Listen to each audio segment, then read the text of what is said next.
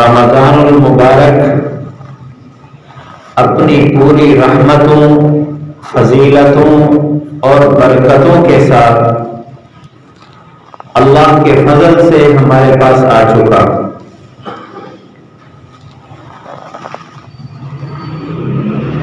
بس اب ہماری ذمہ داری یہ ہے کہ اس مہمان کو خوش کر کے، راضی کر کے روانہ کرنا ہے۔ رمضان المبارک کی برکات، نیکیوں اور فضیلتوں کا احاطہ کرنا انسان کی عقل سے ماورا ہے، اور جو کچھ میں عرض کر رہا ہوں یہ مبالغے سے ہٹ کر ہے، حقیقت پر مبنی بات ہے۔ انشاءاللہ اس کی میں تھوڑی سی وضاحت آج کروں گا۔ اس سے پہلے میں یہ عرض کروں گا، ہماری اسلامی معلومات میں اس بات کا علم ہونا ضروری ہے کہ رمضان المبارک کی مبارک گھڑیوں میں بڑے بڑے اہم واقعات بھی پیش آئے ہیں۔ عموماً ہم رمضان مبارک کے مہینے میں رمضان، روزہ، تلاوت، ان کے فضائل پر گفتگو کرتے رہتے ہیں، وہ صرف اس لیے کہ اعمال کے اعتبار سے ہم انتہائی کمزور ہیں، ہم طمع اور لالچ کے پیچھے چلتے ہیں۔ تو اس حوالے سے اللہ تعالیٰ کی رحمتوں اور برکتوں کا بیان ہوتا ہے تاکہ ہمارا یہ وقت قیمتی بن جائے۔ اگر ان واقعات کو چھیڑا جائے تو چاروں جمعے صرف واقعات کی تفصیل میں گزریں گے، تفصیل میں نہیں بلکہ اختصار کے ساتھ ان کو بیان کرنے میں۔ اس لیے میں دونوں چیزوں کو اختیار کروں گا۔ آج 4 رمضان المبارک ہے۔ 3 رمضان کو سیدہ کائنات، سیدۃ النساء اور جگر گوشہ رسول، جن کو اللہ کے نبی نے زہرا کا لقب دیا، بطول کا لقب ملا، سیدۃ نساء اہل الجنہ، سیدہ طیبہ طاہرہ حضرت فاطمہ الزہرا رضی اللہ تعالی عنہا کی وفات ہوئی ہے۔ یہ کون ہے؟ نسبت کے لیے اتنا کافی ہے کہ اللہ کے نبی نے فرمایا فاطمہ تو بضعۃ منی، میرے دل کا ٹکڑا ہے۔ جس کو اللہ کے نبی اپنے دل کا ٹکڑا فرما دے، اب اس کے بعد پورے جسم میں سب سے قیمتی عضو دل ہے، روح کے اعتبار سے بھی، جسم کے اعتبار سے بھی۔ اگر کسی کا دل خراب ہو جائے، دل کو کاٹ لیا جائے، بندہ مر گیا۔ اور روحانی اعتبار سے بھی آپ نے فرمایا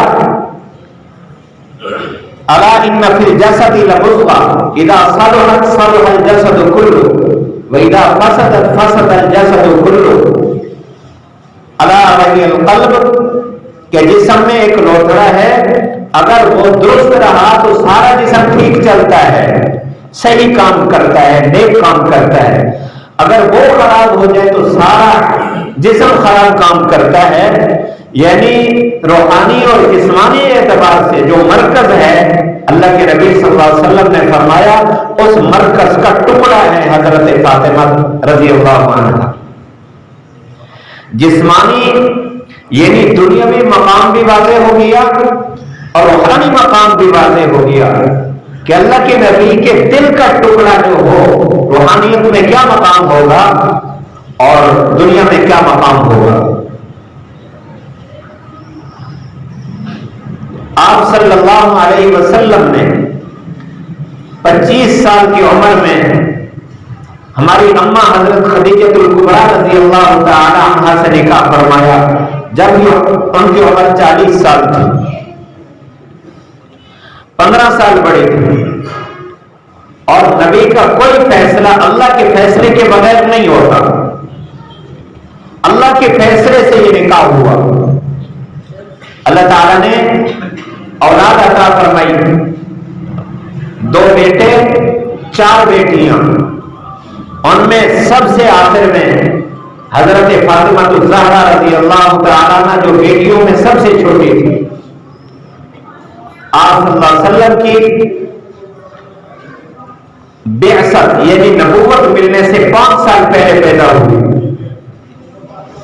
اور 17 سال کی عمر میں تھی جب حضرت علی رضی اللہ تعالیٰ عنہ کرم اللہ وجہ سے نکاح ہوا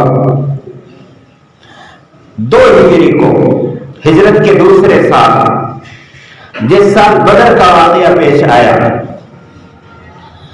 یہ وہ بیٹی ہیں جنہوں نے مکہ مکرمہ میں بھی تمام بیٹیوں نے اللہ کے نبی کا ساتھ دیا، لیکن اس بیٹی نے تو کمال کر دیا ہے۔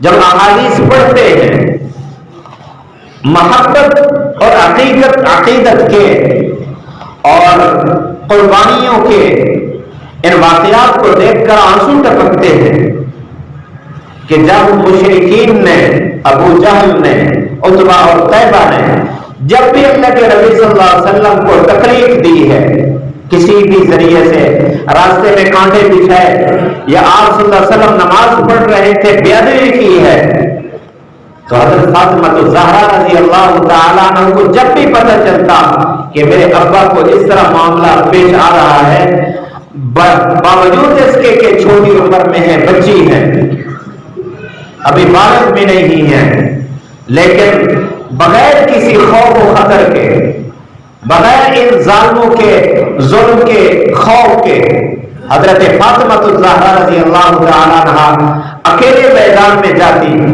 اور ان کا مقابلہ کرتی تھی۔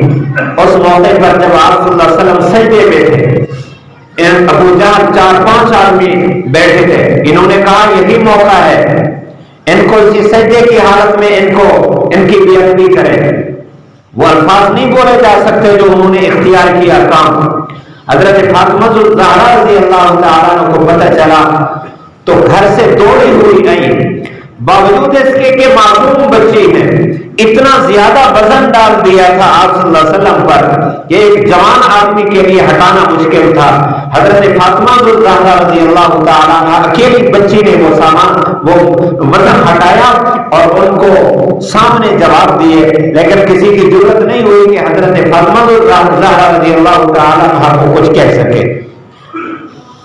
شادی کا دوسرا سال تھا جب احد کے میدان میں ایک مشرک نے موقع پا کر آپ صلی اللہ علیہ وسلم کو ایک پتھر مارا، اور آپ نے ٹوپی کو جو بطور حفاظت کے ہوتی تھی، خود جسے کہتے ہیں عربی میں، وہ پہنی ہوئی تھی، تو اس پر جا لگا، خود کی کڑیاں اندر چبھ گئی، آپ کے گردان مبارک بھی شہید ہوئے۔ اس وقت میدان میں جب پتہ چلا حضرت فاطمہ الزہرا رضی اللہ تعالیٰ عنہ کو، فوراً پہنچی۔ حضرت علی رضی اللہ تعالیٰ عنہ میدان میں تھے، ان کو ساتھ لیا۔ کسی نے پوچھا کہ سب سے آخر میں میدان احد میں کون تھے جب کفار بھاگ گئے تھے، فتح ہو گئی تھی؟ آپ صلی اللہ علیہ وسلم کے پاس سب سے آخر میں کون تھا؟ تو جواب ملا حضرت فاطمہ الزہرا رضی اللہ تعالیٰ عنہ کی، کہ جب خون بہتا ہوا دیکھا اپنے ابا کے چہرہ مبارک سے، ایک صحابی نے وہ خون لیا، آپ نے خون ایک صحابی کو دیا کہ جا کے دفن کر کے آؤ۔ محبت میں انہوں نے جا کر خون پی لیا، حالانکہ عام آدمی کا خون پینا جائز نہیں ہے، لیکن محبت میں پی لیا۔ آپ نے پوچھا کہاں کیا؟ پتہ تو تھا کہ عاشقوں کی یہ کیا کیفیات ہیں۔ فرمایا کہ میں نے ایسی جگہ دفن کر لیا ہے کہ وہ محفوظ ہو گیا۔ آپ نے فرمایا پی لیا؟ کہتے ہیں پی لیا۔ فرمایا کہ جس کے جسم میں میرا خون چلا جائے وہ جسم آپ پر حرام ہے۔ اور پھر حضرت فاطمہ الزہرا رضی اللہ تعالیٰ عنہ آخر میں چٹائی لے آئی، کھجور کے اوراق، کھجور کے پتے، ان کو جلایا، جلا کر ان کی رات آپ صلی اللہ علیہ وسلم کے چہرہ زخم پر لگائی، جیسے خون تھم گیا، گویا وہ ایک علاج تھا۔ اس موقع پر بھی حضرت فاطمہ الزہرا رضی اللہ تعالیٰ عنہ آخر میں گویا کہ ایسے لگتا ہے کہ حضرت فاطمہ جس طرح اللہ کے نبی نے فرمایا کہ میرے دل کا ٹکڑا ہے، ہر پریشانی میں وہ دل کا سکون ثابت ہوئی جب بھی تکلیف پہنچی۔ آخری وقت تھا، آپ صلی اللہ علیہ وسلم مرض الوفات میں تھے، آپ بستر پر تھے۔ بخاری شریف میں یہ روایت ہے، مشکات شریف میں، احادیث کی تمام کتابوں میں، حتیٰ کہ ریاض الصالحین میں بھی یہ روایت ہے۔ حضرت فاطمہ الزہرا رضی اللہ تعالیٰ عنہ سامنے آئے۔ آپ کو اس وقت سر کا شدید درد تھا اور بخار تھا۔ آپ فرما رہے تھے کہ تمہارے 2 آدمیوں کے بخار کے برابر مجھے بخار ہو رہا ہے۔ تو حضرت فاطمہ الزہرا رضی اللہ تعالیٰ سامنے چل کر آئی۔ یہ روایت سیدہ اما عائشہ رضی اللہ تعالیٰ عنہ روایت کرتی ہیں کہ حضرت فاطمہ الزہرا رضی اللہ تعالیٰ عنہ آ رہی تھی، اور ساتھ ہی فرماتی ہیں کہ حضرت فاطمہ الزہرا رضی اللہ تعالیٰ عنہ کی چال اللہ کے نبی کی چال سے بالکل خطا نہیں کرتی تھی۔ جیسے اللہ کے نبی کے چلنے کا انداز تھا، وہی حضرت فاطمہ الزہرا رضی اللہ تعالیٰ عنہ کے چلنے کا انداز تھا۔ ایک بات اور بھی درمیان میں بتا دوں کہ یہ روایت مکمل کروں گا۔ حضرت فاطمہ الزہرا رضی اللہ تعالیٰ عنہ جب آپ صلی اللہ علیہ وسلم کے پاس آتی، مقام دیکھیے، آپ صلی اللہ علیہ وسلم کھڑے ہو جاتے، چادر بچھاتے، حضرت فاطمہ آتی، آپ صلی اللہ علیہ وسلم پیشانی پر بوسہ لیتے، پھر اس کے بعد اپنی چادر پر بٹھاتے۔ حدیث کی کتاب میں ہے۔ اسی طرح اللہ کے نبی صلی اللہ علیہ وسلم جب حضرت فاطمہ رضی اللہ عنہ کے گھر جاتے، حضرت فاطمہ کھڑی ہو جاتی، کپڑا بچھاتی، آپ صلی اللہ علیہ وسلم کے چہرے کا بوسہ لیتی، پیشانی کا، پھر اپنی جگہ پر بٹھاتی تھی، جیسے بیٹی اپنے باپ کا احترام کرتے تھے۔ اللہ کے نبی صلی اللہ علیہ وسلم حضرت فاطمہ کا اسی طرح اعزاز فرماتے۔ آخری وقت ہے، آپ صلی اللہ علیہ وسلم نے دیکھا حضرت فاطمہ آ رہی ہے، اشارہ کیا، بلایا، قریب آئے، تو آپ نے کان میں کوئی بات کہی۔ کان میں جب بات کہی تو رونے لگ گئے۔ جب آپ نے دیکھا کہ بہت رو رہی ہے اور صبر نہیں ہو رہا، آپ نے پھر اشارہ فرمایا، پھر کان میں بات فرمائی، تو جب کان میں بات فرمائی تو مسکرانے لگ گئے۔ آپ صلی اللہ علیہ وسلم اس کے بعد 2 صحابہ کے سہارے میں مسجد میں تشریف لے گئے۔ حضرت اما عائشہ رضی اللہ عنہ فرماتی ہیں کہ مجھے تھوڑا سا موقع ملا الگ، تو میں نے پوچھا سیدہ اللہ کے نبی نے آپ کو کیا فرمایا؟ یہ میرے اور آپ کے لیے، ہماری ماؤں بہنوں بیٹیوں کے لیے سبق ہے۔ اما فاطمہ فرماتی ہیں کہ اللہ کے نبی نے مجھے کان میں بات کہی، جو کان میں کہی جاتی ہے وہ راز ہوتا ہے، میں اللہ کے نبی کا راز کبھی بھی فاش نہیں کر سکتی، نہیں بتایا۔ یہاں تک کہ اما فرماتی ہیں اللہ کے نبی صلی اللہ علیہ وسلم دنیا سے پردہ فرما گئے۔ پھر میں نے پوچھا سیدہ اب تو اللہ کے نبی چلے گئے ہیں، اب بات بتانے میں کوئی حرج نہیں، راز نہیں رہا، اب تو بتا دیجئے۔ فرمانے لگی ہاں اب موقع ہے بتانے کا، اس سے سبق بھی ملتا ہے، اگر کوئی کان میں بات کہے تو زندگی بھر اس کا راز ہے، جب تک وہ حیات ہے اس بات کو کھولنا جائز نہیں ہے۔ بات دیکھیے کیا تھی، کوئی خاص ایسی بات نہیں تھی جو چھپانے کی ہے، لیکن اللہ کے نبی نے کیونکہ کان میں کہی تھی اس لیے اس کا پردہ رکھا۔ جب آپ صلی اللہ علیہ وسلم پردہ فرما گئے، سیدہ فرماتی ہیں، اما فرماتی ہیں سیدہ آپ بتاؤ، ہاں کہتی ہاں اب بتاتی ہوں۔ اللہ کے نبی نے پہلے جب کان میں بات فرمائی تو مجھے فرمایا کہ ہر سال رمضان المبارک میں جبرائیل آتے ہیں، مجھے 1 دفعہ دور کرتے ہیں میرے ساتھ قرآن کا، اس دفعہ آئے ہیں تو 2 دفعہ میرے ساتھ دور کیا ہے، مجھے لگتا ہے کہ میں یہاں سے جانے والا ہوں۔ جب یہ بات کہی تو میں رونے لگ گئی۔ جب آپ نے دیکھا کہ میں بہت زیادہ رو رہی ہوں تو آپ نے پھر کان میں بات کہی، فرمایا اے سیدہ تو اس بات پر خوش نہیں ہے کہ تو جنت کی عورتوں کی سردار ہو؟ ایک روایت میں یہ ہے کہ تو اس بات پر خوش نہیں ہے کہ میرے جانے کے بعد سب سے پہلے ان لوگوں میں سے سب سے پہلے تو مجھے ملے گی آخرت میں۔ جب یہ بات کی تو میں ہنسنے لگ گئے۔ یہ ربیع الاول کا مہینہ تھا۔ 12 ربیع الاول کو اللہ کے نبی صلی اللہ علیہ وسلم نے دنیا سے پردہ فرمایا۔ 6 مہینے گزرنے کے بعد 3 رمضان کی تاریخ تھی۔ روایت میں ہے حضرت علی رضی اللہ تعالیٰ عنہ باہر تھے، حضرت فاطمہ رضی اللہ عنہا نے اپنی باندی کو بلایا، فرمایا کہ اے باندی یا اماں، اے باندی لگتا ہے میرا آخری وقت آ گیا ہے، اب پانی کا انتظام کیجئے۔ پانی کا انتظام کیا گیا اور غسل فرمایا اور بہترین غسل فرمایا پورے اہتمام کے ساتھ، اور اس کے بعد پھر فرمایا کہ اب میں جانے والی ہوں، میں وصیت کرتی ہوں، میں نے غسل کر لیا ہے، اب اس کے بعد آپ نے مجھے غسل نہیں دینا، میرے جسم سے کپڑا نہیں ہٹانا۔ پھر اس کے بعد لیٹی اور وہی اللہ تعالیٰ کو کے حوالے ہو گئی۔ اور ایک روایت میں یہ ہے کہ حضرت علی رضی اللہ تعالیٰ واپس آئے، باندھی نے بتایا کہ اماں نے اس طرح غسل فرمایا، غسل فرمانے کے بعد یہ حکم فرما گئی ہے کہ میں نے غسل کر لیا ہے، میرے جسم سے کوئی کپڑا نہ ہٹائے۔ اور ایک روایت میں حضرت علی رضی اللہ تعالیٰ نے اس کا اہتمام کیا ہے۔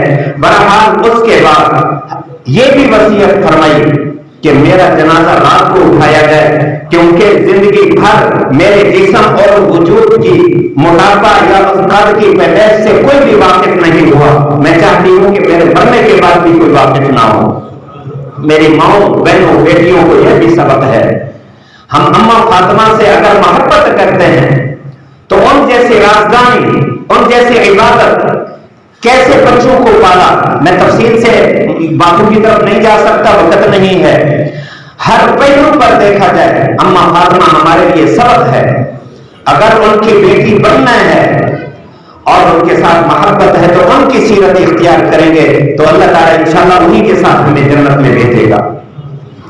آخری بات عرض کروں گا، رمضان المبارک کا مہینہ ہے، اس حوالے سے امام ربانی مجدد الفسانی رحمۃ اللہ علیہ کا ایک قول سناتا ہوں۔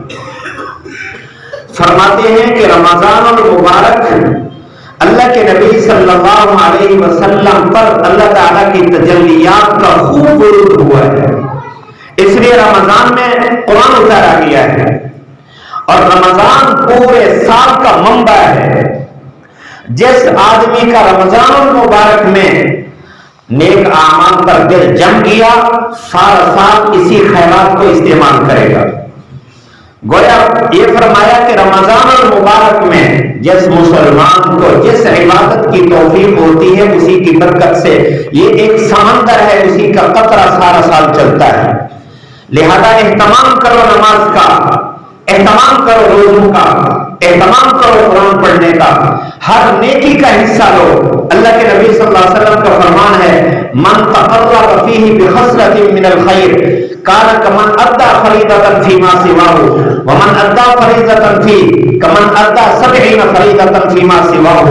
جس نے کوئی خیر کا کام کیا ہے رمضان المبارک میں، نفلی کام، یہ ایسے ہیں جیسے غیر رمضان میں فرض ادا کیا ہو، اور جس نے رمضان میں فرض ادا کیا ایسے ہیں جیسے 70 فرض ادا کیے ہو۔ اور ایک بخاری شریف کی روایت میں یہ ہے من احسن احدکم اسلامہ، فرمایا فلہ بعشر امثالها الى 700، کہ اگر تم اچھے کام کرو گے اور خوبصورت کر کے کرو گے تو تمہارے اعمال 10 سے لے کر 700 گنا تک بڑھا دیے جائیں گے۔ آپ حساب لگائیں، وقت نہیں ہے، انشاءاللہ اس موضوع پر اگلے جمعے میں عرض کروں گا۔ ہمیں ہر نیکی میں حصہ ملانا چاہیے۔ بعض لوگ یہ تصور رکھتے ہیں ٹھیک ہے ہم روزہ رکھیں گے، ٹھیک ہے ہم تراویح پڑھیں گے، لیکن ہم تو غریب ہیں، ہم خود زکات لینے کے مستحق ہیں، ہم کیسے خرچ کریں؟ بھائی 1 روپیہ خرچ کرو، اللہ تعالیٰ اسی کی برکت سے سارا رمضان تمہارے رزق میں برکت دے گا، کیونکہ قرآن مجید میں اللہ کا وعدہ ہے۔ جب پوچھا گیا یسألونک ماذا ينفقون، کیا خرچ کریں؟ اللہ نے فرمایا عفو، جو ضرورت سے زائد ہے وہ خرچ کرو۔ اللہ تعالیٰ جب آج خرچ کرو گے اللہ اتنا دے گا تمہاری ضرورتیں بھی پوری ہوتی رہے گی اور بچتا بھی رہے گا جو تم خرچ کرتے رہو گے، تو بہت کچھ اللہ دے گا۔ اس لیے اللہ کے راستے میں خرچ بھی کرے، تلاوت بھی کرے، روزے بھی نہ چھوڑے۔ کتنا مقام ہے اس کا انشاءاللہ زندگی باقی تو اگلے جمعے عرض کروں گا۔ اللہ ہم سب کو اس کی قدر نصیب فرمائے۔